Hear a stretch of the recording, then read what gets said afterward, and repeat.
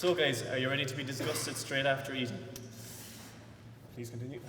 So I'm going to begin with an assumption, and that is that most people in this room at some stage in their lives will have suffered from either constipation or diarrhea. It's really not a pleasant thought. But can you imagine having to deal with this? Can you imagine having to deal with both on a regular basis? Add to this severe abdominal pain and bloating, and you have the symptoms of a debilitating gastrointestinal disorder known as irritable bowel syndrome, a disorder which affects 10 to 15% of our population, and which there is no known cause and no known cure. However, there is some good news for these people, and it comes in the form of probiotics. These good bacteria that we've all been hearing about, we might know them as health supplements, maybe taken mostly by healthy people.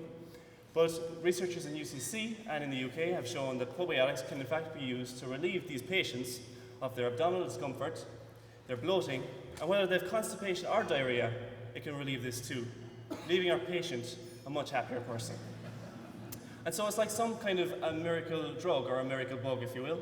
And miracle is an apt description because, well, we don't really know how it works. You take them, you feel better, you don't really know much else after that. It sounds like a really good night out. But we really must ask why, and that's where I come in.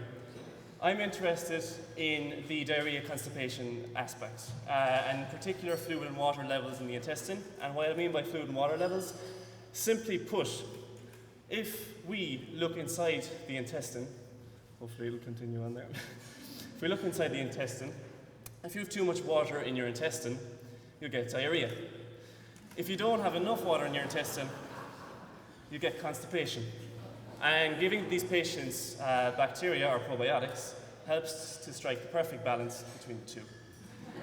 And so I'm interested in how probiotics can influence the fluid and water levels within the intestine. And what's really important to know is that water flows to and fro between the bloodstream and the inside of the intestine.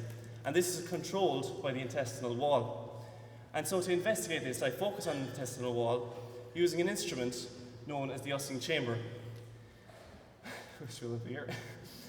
And as you can see, it's composed of two separate halves, so that I can place part of the intestinal wall between the chambers, so that one acts as the inside of the intestine, the other will act as the bloodstream, and then I can add my probiotics to my intestinal site, and I can measure the influence of probiotics on water transport across the intestinal wall.